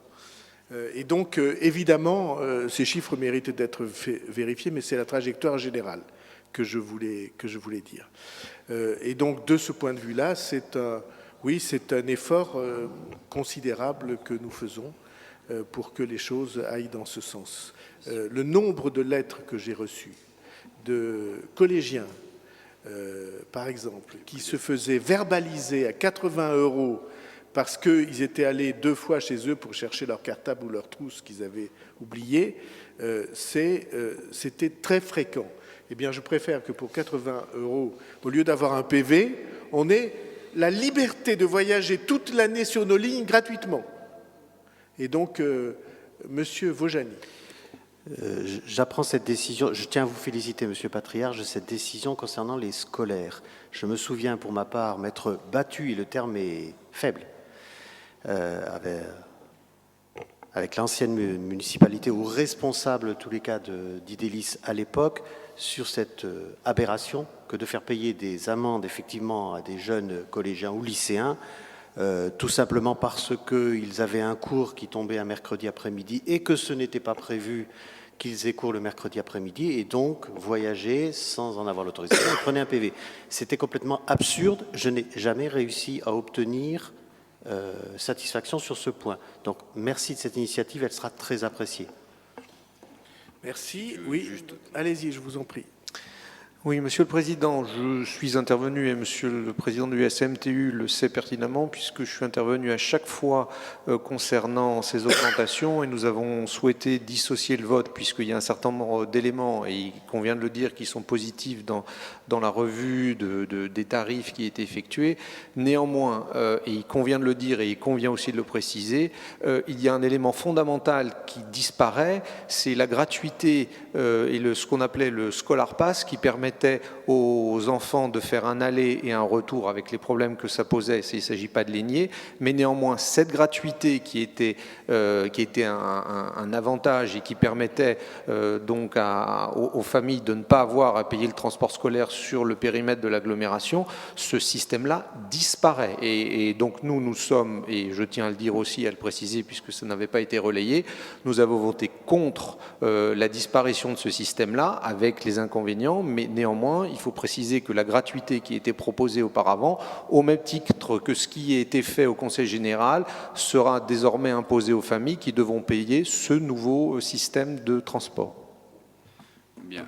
On n'est pas là pour parler du Conseil général, mais à la différence du Conseil général, nous avons amené un plus sur le service, puisque désormais un enfant, un collégien, un lycéen pourra même le samedi venir en ville pour pendant les vacances, le dimanche, aller à la piscine, pendant les vacances. etc. Donc effectivement, il y a un débat. C'est toujours facile quand on est dans une forme d'opposition de tirer sur ceux qui prennent des décisions qui ne sont pas toujours, je l'ai dit tout à l'heure, faciles, facilement vendables. Mais je crois que quand elles sont expliquées, quand elles amènent un plus, et je ne résiste pas au plaisir de vous faire la même réponse que je vous ai faite à chaque fois que vous avez évoqué ça. Quand la commune de Bière décide d'augmenter ses taux, je pense que c'est pas avec plaisir non plus. C'est des réalités, il y a des choses qui sont possibles et d'autres qui ne sont pas possibles. Ça me fait une transition avec la gratuité de Monsieur D'Artigol, si cher à Monsieur D'Artigol. Je prendrais par exemple, il y a finalement assez peu de réseaux qui sont gratuits pour une bonne raison, et prenons celui d'Aubagne qui doit être cher à votre cœur, je n'en doute pas. Oui, dans d'autres aussi, mais moi je prendrais... Oui, ça je le sais, mais prenons Aubagne au hasard. Bon, après c'est effectivement un choix des possibilités avec des services qui ne sont pas aussi développés, un nombre de kilomètres, donc comparons pas les situations. Et je vous le dis sans aucune animosité, mais je me tiens prêt. Vous n'avez pas participé une seule fois au conseil syndical du SMTU, et donc moi je me tiens prêt et on tient tous les éléments financiers pour vous éclairer aussi sur les raisons qui ont conduit à ce choix, puisqu'il y a eu tout un processus, des perspectives financières, au-delà d'ailleurs des étiquettes politiques. Je vois un de mes vice-présidents acquiescer, Monsieur Bourriat au fond. Voilà, donc je crois que aujourd'hui il n'était pas question, donc c'est presque une question d'actualité. Ces tarifs proposés par le délégataire, et d'ailleurs Monsieur Bayrou le sait très bien, il y a des hausses qui étaient proposées par le délégataire qui n'ont pas été acceptées, validées par l'exécutif avant d'être présentées au comité syndical, qui a fait un choix. Aujourd'hui, la grille des tarifs entre en vigueur le 1er juillet. Effectivement, le débat est clos. Monsieur D'Artigol, pour défendre Aubagne. Rapidement, et Compiègne et tant d'autres. Monsieur le Président du SMTU, vous me verrez d'autant moins en conseil syndical que je n'ai pas souhaité y siéger et y participer. Donc je vous en informe. Donc vous ne me verrez pas. Je sais que c'est quelque chose que vous apprenez avec souffrance, mais vous... Non, ce n'était pas sur ça. J'ai souvenir de la manière dont ça s'était passé. D'ailleurs, je dois le dire, la nouvelle majorité n'y est strictement pour rien. C'était plutôt un dysfonctionnement concernant la représentativité de la diversité à gauche. Passons. Mais donc, je ne... Mon sentiment est que la diversité grandit, monsieur. Oui, c'est affaire de temps et de décor. Donc, vous ne m'y verrez pas, parce que je conteste la manière dont les postes ont été répartis. Mais tout en ne siégeant pas en conseil syndical, je peux m'intéresser, en prenant la parole ici, à la manière dont ça se passe, puisqu'il y a quand même des dimensions communautaires à tout ça. Premier point. Second point. Vous parlez mal de la gratuité. Mais encore une fois, tout le monde peut changer d'avis et évoluer. Si vous en avez le temps, j'attire votre attention sur les travaux d'un sociologue de l'espace urbain, des transports, de la mobilité, qui est M. Savot-Duvoureau, qui est une personne... On passe de Kant à Savot-Duvoureau. C'est quelqu'un de... Je ne sais pas si vous le connaissez, mais c'est quelqu'un de qualité. Si vous en jugez ainsi, il a forcément pour moi un préjugé favorable. Le dernier article que j'ai lu de lui était publié dans La Croix. Vous voyez. La Croix est un journal d'opinion que je respecte beaucoup. Moi, je respecte l'humanité beaucoup. Et je sais, il faudrait renouveler votre abonnement, Monsieur le Président. Il faudrait renouveler votre abonnement. Et vous êtes invité à la fête de l'humain pour venir débattre de la gratuité. Monsieur D'Artigol, vous allez m'entendre entre les lignes. Il y a d'autres manières d'aider quand il faut. Hein? Très bien. Voilà.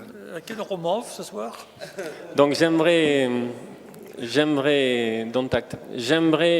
vous rappellerai cette parole.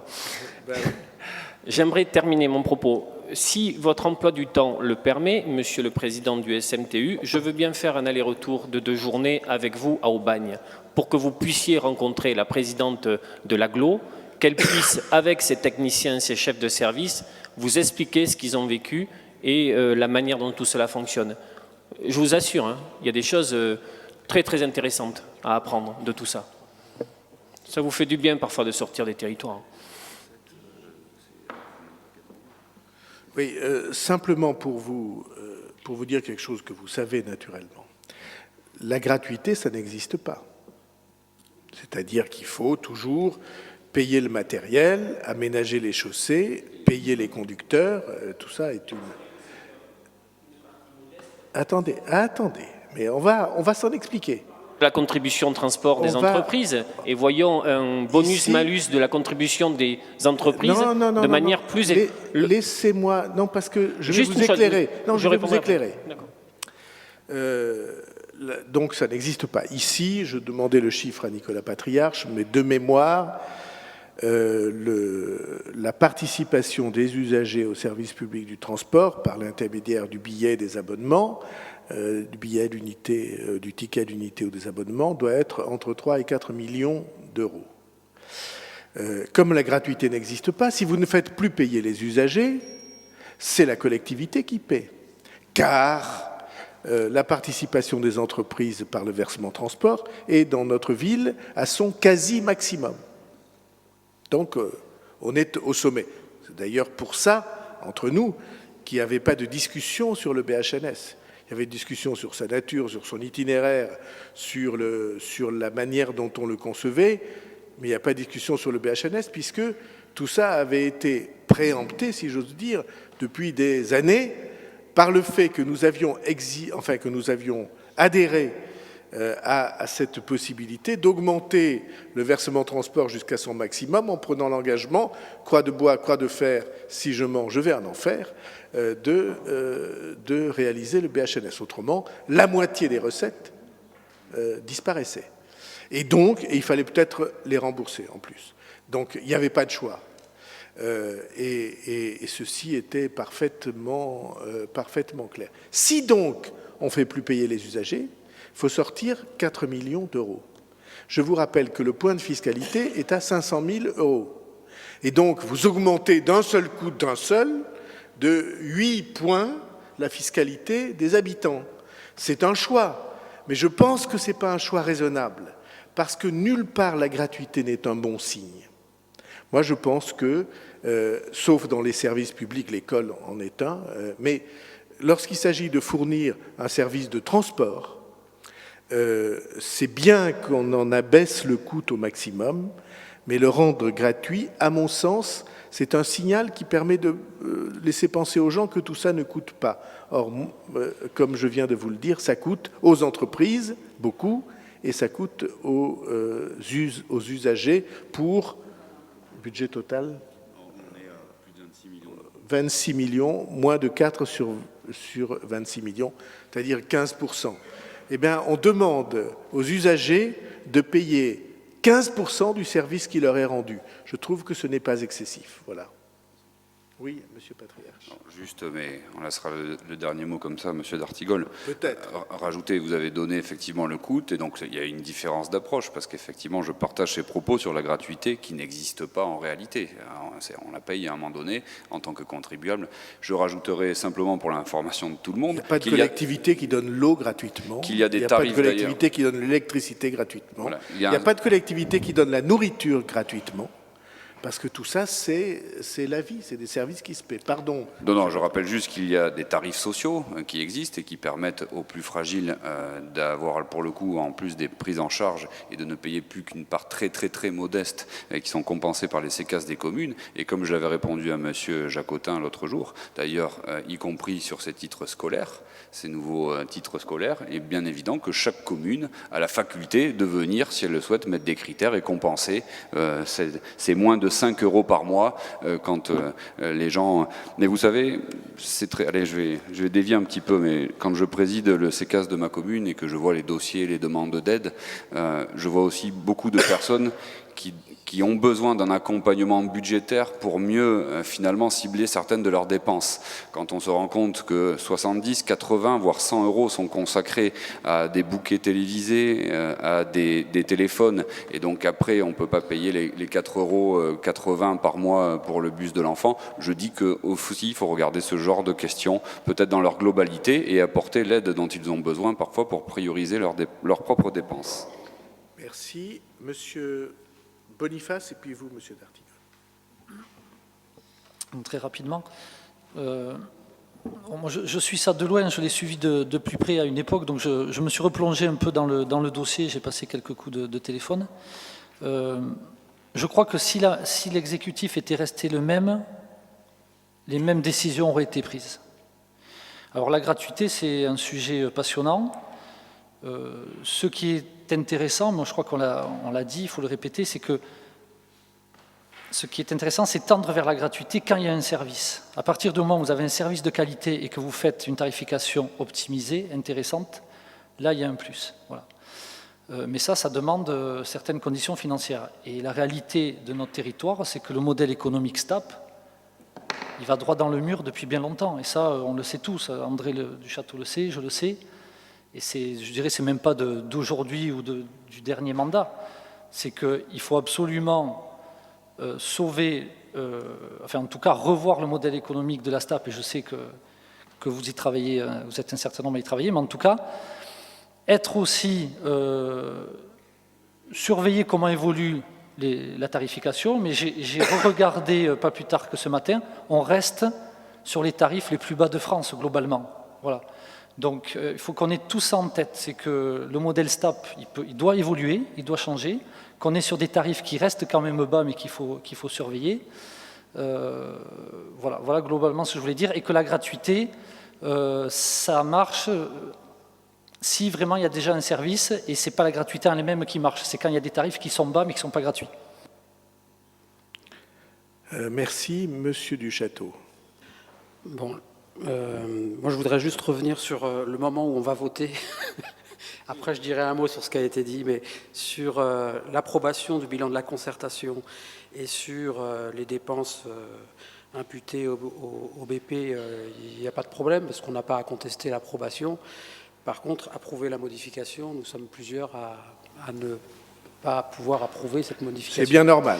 Voilà, je souhaitais le préciser. Donc vous votez oui à la première... Si on peut faire une dissociation... Oui, je remercie M. Duchâteau de rappeler qu'on a une délibération à voter. Merci. Et nonobstant cette voilà, sur bon acte, je me permettrai quand même de rectifier une petite chose. Nous avons beaucoup de chance ici sur la question du transport en commun parce que nous avons un VT qui est beaucoup plus fort que d'autres agglomérations. Donc, le modèle économique de la STAP, il est en fonction aussi de ces capacités-là que nous avons grâce au VT et le service qui est rendu. Donc, je crois surtout ce qu'il faut mesurer, c'est que notre conseil communautaire n'a pas à rajouter 1, 2 ou 3 ou 4 millions d'euros comme dans beaucoup d'autres agglomérations.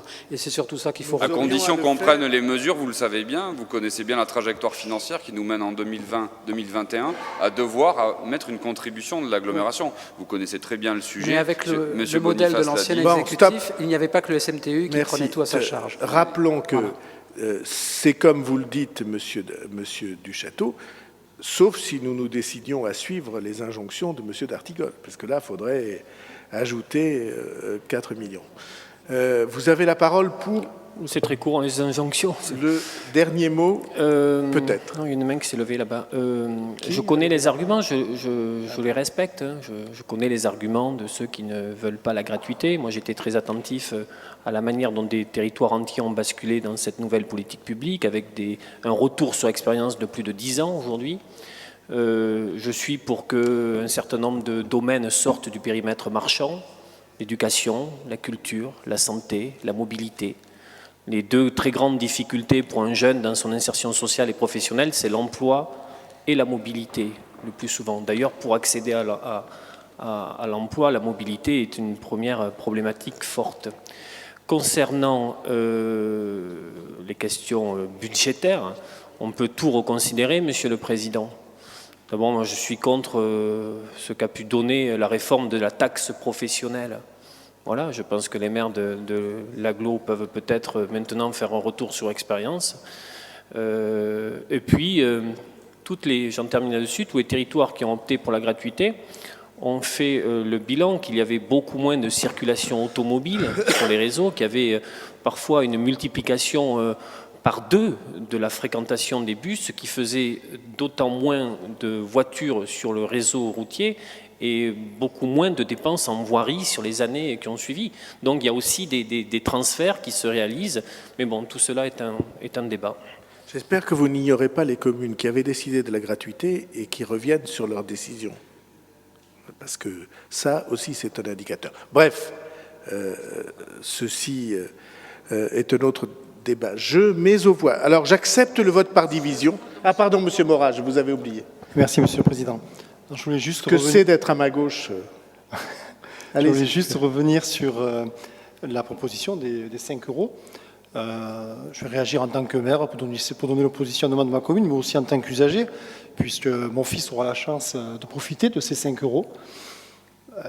Je m'en félicite. Pour 5 euros, il va pouvoir se balader dans l'agglo pendant 1 mois. Aujourd'hui, un aller-retour par jour. Toute l'année, y compris les vacances. Sincèrement, je ne comprends pas comment on peut discuter cette décision. Et je vais m'adresser à Monsieur le maire de Lons. Je pense que quelle que soit la décision qui aurait été choisie, elle aurait été critiquée. Parce que dès qu'on est sur une entrée sociale d'une décision politique, elle est tout le temps critiquée. Tout le temps. Que ce soit pour la cantine, pour tout. Quand on a le pouvoir, on essaie de prendre la meilleure décision possible, et quand on est dans l'opposition, on la critique. C'est comme ça. 5 euros pour un nombre de trajets illimité sur 1 mois, je ne vois pas comment on peut discuter cette décision. Je finis de parler, excusez-moi. Il n'y a pas de désaccord, Monsieur le maire de Bière, mais ça fait une demi-heure qu'on parle de ça. Mais non, on parlait du secours à la repas, c'est d'autres sujets. Oui, vous prendrez la parole tout à l'heure. Voilà. J'ai donné ma position. Ensuite, je pense que finalement, ça va être le sujet des prochains mois, des prochaines années. On veut le même service de compostage, on veut le même service de collecte ménagère, mais on ne veut pas payer. On veut le même prix de cantine, alors qu'on sait qu'il faut faire Il est excédentaire, le service de collecte. Non, vous n'avez pas la parole, monsieur. C'est difficile de finir une intervention, monsieur le président. Vous êtes protégé, monsieur Morin. Je ne veux pas de protection. Hein. Donc tout ça pour dire qu'au final, on a toujours la même discussion, mais que la gratuité dans mon conseil municipal n'existe pas. À un moment donné, il y a un budget à fignoler, à faire au mieux. Et je pense qu'on est tous ici très responsables. Je pense que le SMTU fait son travail en toute responsabilité. Voilà. Merci beaucoup. Il n'y a plus de demande de parole. Alors, je mets aux voix le rapport qui est d'avis de l'adopter. Vous voulez dissocier? Oui, pardon, on dissocie. Alors, on met... L'approbation de la concertation. L'approbation de la concertation est mise aux voix, qui est d'avis de l'adopter. Unanimité pour l'approbation de la concertation. Deuxième partie. La modification des modalités techniques et financières du projet. Très bien. Je mets aux voix qui est d'avis de l'adopter. Qui est contre? 8 voix, 9, 10 voix contre. Et qui s'abstient? Une abstention. Très bien. 10 voix contre et une abstention, et tout le reste approuve. Bon. Très bien. Mes chers collègues, il est 19h38. Il y a 1h30 que nous débattons pour faire 7 rapports. Peut-être pourrions-nous, d'un commun accord, considérer que désormais, les rapports peuvent être brefs, les discussions aussi, sauf question de vie ou de mort, parce que je m'en voudrais de priver qui que ce soit de la parole. Monsieur Brun, oui, alors, vous avez le rapport numéro 8. Le rapport numéro 8, tel qu'il est rédigé, est assez long, mais je vais faire un très bref résumé. Il s'agit de modifier la représentation de l'agglomération de l'EPFL. Pourquoi? Parce que l'EPFL grandit sur le Béarn, à l'heure actuelle, il représente environ les 2 tiers. Et que le PFL, pour nos auditeurs, c'est l'établissement public foncier local. Qui accompagne les projets des collectivités qui le souhaitent en faisant du portage financier en achetant à leur place des terrains ou des bâtiments et en leur permettant de les racheter quand ils auront quand ils ont l'opportunité d'effectuer leur opération. Donc le fait que le gonflement des membres conformément au statut arrive à des assemblées pléthoriques et que, et ceci est plus intéressant, la communauté d'agglomération n'a même plus assez d'élus pour pourvoir le conseil d'administration en particulier, et donc conserver les proportionnalités. Il a été procédé à une chose simple, c'est qu'on a divisé le nombre de représentants par 2 et multiplié le nombre des voix dont il dispose par 2, ce qui maintient les équilibres. Donc il vous est proposé donc de procéder à l'élection des nouveaux délégués de l'Assemblée communautaire, sachant que, comme ceci, comme pour le reste, vous aurez début janvier à revoter toute la représentation de tous les organismes. Alors d'ici à début janvier, Monsieur Brun, est-ce que vous avez un consensus sur la représentation? J'ai fait le tour personnellement de tous les membres, maires et élus. Pouvez-vous nous indiquer donc la représentation des titulaires? Je n'ai pas pris votre avis, c'est le seul que je n'ai pas pris, Monsieur le maire. François Bayrou. J'ai l'habitude, vous savez, je sais qu'on me manipule tous les jours. C'est vrai en plus. Donc représentant titulaire, Monsieur François Bayrou, Monsieur Marc Cabane, Madame Véronique Lipsos-Salnave, moi-même, Madame Nathalie Laradé. J'ai repris ceux qui y étaient, enfin on en a supprimé un certain nombre.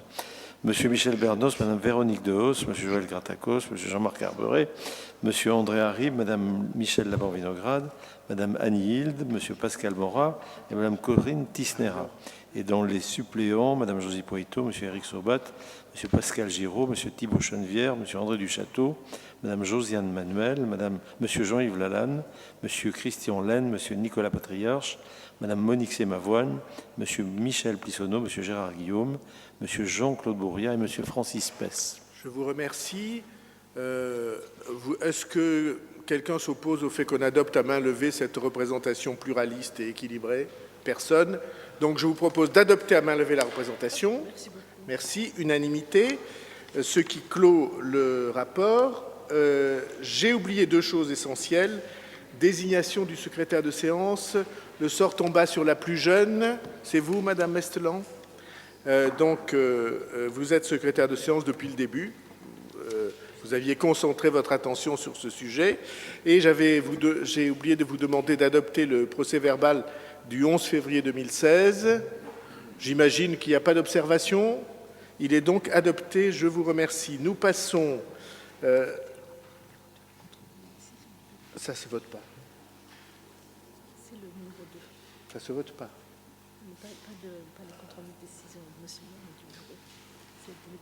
Ah bon? Ben, vous voyez, on en apprend tous les jours. Alors, donc, il semble que nous avons examiné, mais pas voté, le compte-rendu des décisions du bureau du 28 avril. Ça m'étonne qu'il faille les adopter. Il faut les adopter? Vous m'avez l'air moyennement certain. Vous étiez en train de jouer, de faire des mots croisés. Nous pouvons, à toute phase utile, le revoter, monsieur le maire. Il faut adopter. Bien, je mets aux voix l'adoption des décisions du bureau. J'imagine qu'il n'y a pas d'opposition. Adopté à l'unanimité, je vous remercie. Monsieur Brun. Oui, monsieur le maire, pour vous avez l'élargissement de l'avenue Honoré Barada. Stationnement, avenue Honoré Barada, à côté du collège Pierre-Emmanuel. Le conseil départemental des Pyrénées-Atlantiques nous cède 693 mètres carrés pour l'euro symbolique. Merci. Pas d'opposition, pas d'abstention, adopté à l'unanimité. Nous sommes plus riches de 693 mètres carrés. Monsieur Brun, vous avez la mise à disposition d'un conservateur... Mais moins riche d'1 euro, monsieur le maire. Bon. Donc, mise à disposition d'un conservateur d'État des bibliothèques auprès de la communauté d'agglomération. Vous avez eu le rapport, il s'agit de quelque chose de tout à fait intéressant pour la politique du livre et la lecture conduite par le ministère de la Culture. Bon, gestion, valorisation des collections, conduite des projets numériques, coopération avec d'autres médiathèques, etc., etc. Après consultation, il vous est demandé d'autoriser, Monsieur le Président, de signer la convention de mise à disposition avec l'État. Merci. Pas d'opposition, pas d'abstention. Unanimité. Vous avez, Monsieur Brun, le rapport numéro 11, 2 fonctionnaires communautaires mis à disposition du syndicat mixte, que vous présidez. Il s'agit du syndicat mixte de l'aéroport de Pau, qui jusqu'à présent fonctionnait sous le couvert de la région. La région s'étant étendue, elle a 11 aéroports à gérer, et donc ils se sont repliés sur Bordeaux et il convient de désigner, ce qui est fait, un directeur et un agent administratif au niveau du syndicat. Alors pour ce faire, il est proposé une mise à disposition en l'état actuel des choses. On ne peut pas faire un détachement avant le 1er janvier pour 2 agents, donc un directeur fonctionnaire communautaire de catégorie A et un agent administratif de catégorie C, sachant que ces 2 agents sont tout à fait volontaires. On avait même fait la demande de regagner ce poste. Ceci a été présenté au comité technique paritaire de la ville. Qui prend en charge leur salaire pendant Et bien entendu, le SMTU remboursera le salaire APP, pas le SMTU, le SMAPP pendant en charge. Syndicat mixte de l'aéroport Pau-Pyrénées. Voilà. Merci beaucoup. Pas d'opposition, pas d'abstention, j'imagine. Adopté à l'unanimité. Vous avez, en rapport numéro 12, la modification du tableau des effectifs. Bon, vous avez le rapport, je ne veux pas vous infliger la lecture qui est assez aride. Il s'agit d'une part, dans la filière technique... Assez aride, vous avez dit? Non. Aride. Il s'agit dans la filière technique... J'essaie de détendre l'Assemblée. De modifier les cadres d'emploi, notamment celui des ingénieurs territoriaux et celui des ingénieurs chefs territoriaux. Donc, cadre d'emploi des ingénieurs en chefs territoriaux, il s'agit d'ingénieurs en chef ORCAS, 1 personne, et ingénieurs en chef, 8. Dans les cadres d'emploi ingénieurs territoriaux, ingénieur principal 21, 31, et ingénieur 21. Après consultation de la Commission des finances et du bureau, il vous appartient de bien vouloir approuver les modifications du tableau des effectifs et autoriser Monsieur le Président à signer les contrats correspondants et de prévoir la dépense au budget. Je mets aux voix le rapport. Y a-t-il des oppositions, abstentions, unanimité? Vous avez en rapport... Non, pardon, Monsieur Pérez, en rapport numéro 13, l'actualisation de la convention de mutualisation entre la communauté d'agglomération et la ville de Pau pour les réseaux assainissement et le service réseau eau potable. Très bien, merci. Donc il s'agit de quelque chose de simple. Les conventions de mutualisation doivent être régulièrement actualisées en fonction de l'évolution des missions. Donc c'est ce qui vous est proposé, d'actualiser cette convention qui existe déjà, étant observé qu'il n'y a pas de nouvelles conséquences pour les agents, compte tenu que c'est un dispositif qui était déjà en vigueur. Merci, Monsieur Pérez. Pas d'opposition, pas d'abstention, adopté à l'unanimité. Monsieur Pérez, vous avez une exonération partielle de pénalité dans le cadre du marché public de fourniture de gaz naturel. Oui, effectivement, avec la société Engie, qui a produit un certain nombre de factures en retard et qui ont donné lieu à pénalité. Et si on avait appliqué systématiquement les pénalités, cela aurait conduit à 20 000 €. La communauté d'agglomération, dans sa grande générosité, et compte tenu que le préjudice subi était quand même faible, a décidé de réduire les pénalités à un montant de 5 000 €. Je vous remercie. Pas d'opposition, pas d'abstention, adopté à l'unanimité. Monsieur Pérez, vous avez garantie d'emprunt pour Habitelem. Voilà, pour Habitelem, oui, effectivement. C'est donc 59 logements sociaux résidence Galas à Billère. Le montant prévisionnel de l'opération s'élève à 750 000. Le montant du financement, 715 000. Donc, il nous est demandé de garantir à hauteur de 100% le montant du prêt. Merci. Pas d'opposition, pas d'abstention, unanimité. Le rapport numéro 16, c'est la même chose pour l'ONS. Voilà, avec la Béarnaise Habitat, pour une opération de 1 600 000, un emprunt de 1 500 000. Donc, il nous est demandé de donner notre garantie à hauteur de 100% aussi. Merci. Pas d'opposition, pas d'abstention, unanimité. Et enfin, dernier rapport, la même chose pour l'Office palois de l'habitat à Gelos. Voilà, bis repetita placente, effectivement, troisième, pour un total d'opération de 1 850 000 et donc des garanties d'emprunt à hauteur de 100%, qui est demandé par l'organisme prêteur. Bien, je vais aux voix, pas d'opposition, pas d'abstention, unanimité. Eh bien, je vous remercie de ce conseil communautaire à l'atmosphère particulièrement agréable. Merci à tous.